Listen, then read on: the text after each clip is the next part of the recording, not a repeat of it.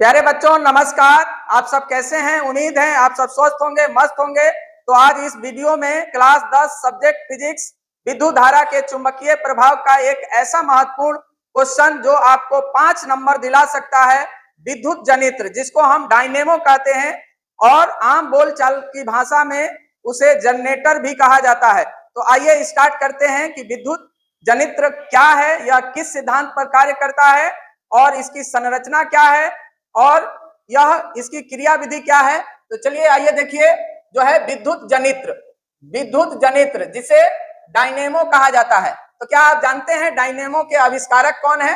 तो डायनेमो के जो आविष्कारक हैं वो माइकल फेराडे हैं, जो 1831 ईस्वी में जो है डायनेमो का आविष्कार किया था विद्युत चुंबकीय प्रेरण के सिद्धांत के आधार पर। तो विद्युत जनित्र है क्या, सबसे पहले जान लेते हैं। यह एक प्रकार की घूर्णन युक्ति है। तो क्या है डायनेमो? जो है यह एक प्रकार की घूर्णन युक्ति है जो यांत्रिक ऊर्जा को, किसको? यांत्रिक ऊर्जा को विद्युत ऊर्जा में परिवर्तित करती है। यह जो है डायनेमो यांत्रिक ऊर्जा से विद्युत ऊर्जा में बदलता है।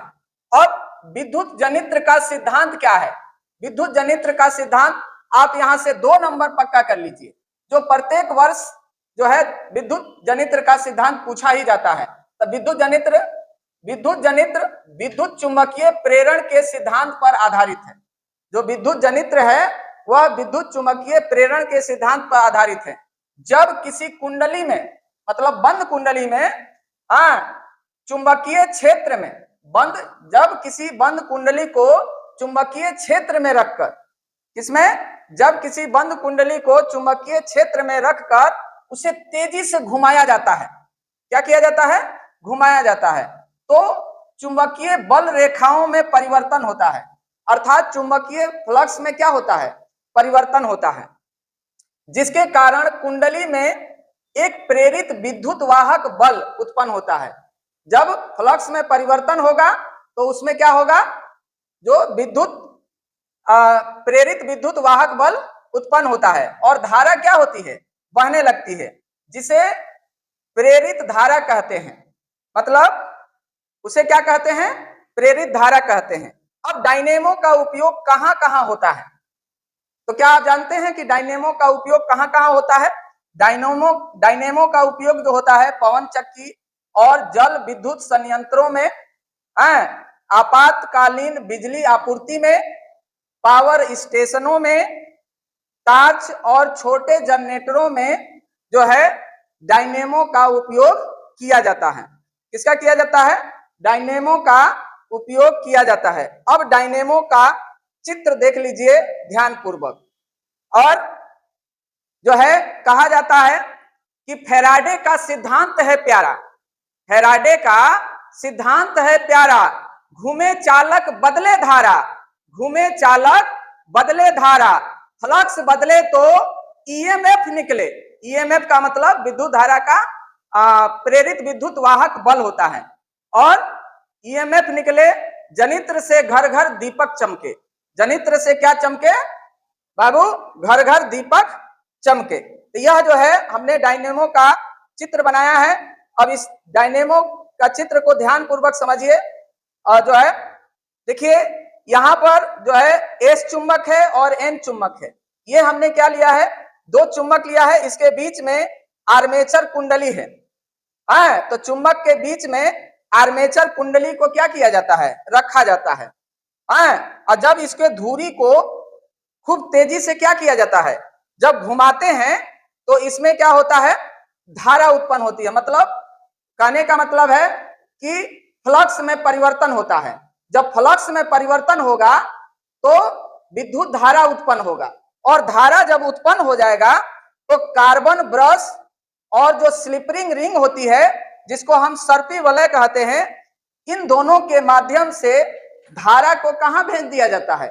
बाहर भेज दिया जाता है।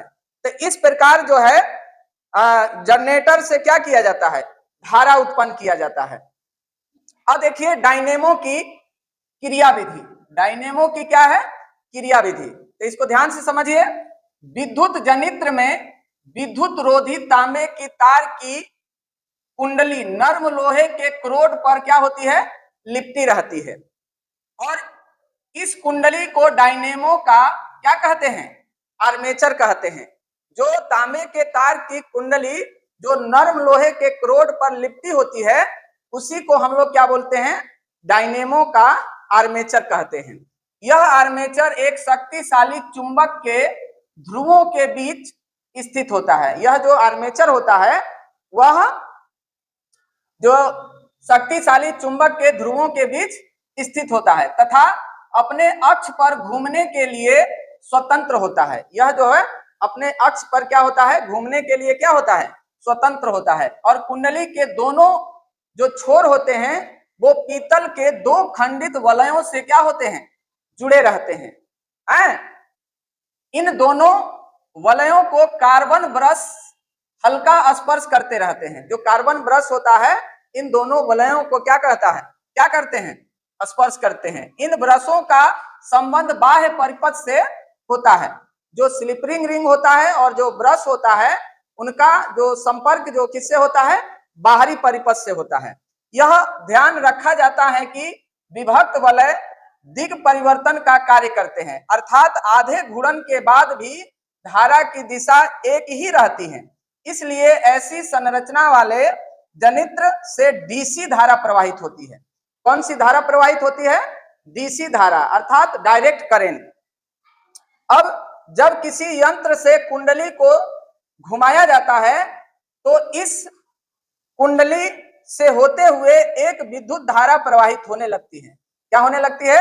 एक विद्युत धारा प्रवाहित होने लगती है जो परिपथ से होकर विद्युत धारा उपकरणों में जाती है। परंतु जब विभक्त वलयों की जगह दो सर्पी वलयों का प्रयोग किया जाता है तब प्रत्येक आधे घूर्णन के बाद धारा की दिशा क्या हो जाती है? बदल जाती है। और इस प्रकार की संरचना वाले जनित्र से एसी धारा प्रवाहित होती है। एसी धारा का मतलब प्रत्यावर्ती धारा, मतलब अल्टरनेटिव करंट। इस प्रकार जनित्र दो प्रकार के होते हैं। कौन कौन से? एक होते हैं एसी जनित्र और दूसरा होता है डीसी जनित्र। एसी का मतलब जिसमें धारा अल्टरनेटिव प्रत्यावर्ती धारा प्रवाहित हो और डीसी जनित्र में डायरेक्ट धारा प्रवाहित हो। तो यह जो है यही जो है आपका विद्युत जनित्र का जो है पूरी क्रिया है। आप देख लीजिए और उम्मीद है आप सबको यह वीडियो बहुत पसंद आया होगा। तो इस वीडियो को आप अधिक से अधिक शेयर कीजिए और हो सके तो इस चैनल को सब्सक्राइब कर अपने दोस्तों के पास जरूर शेयर कीजिए।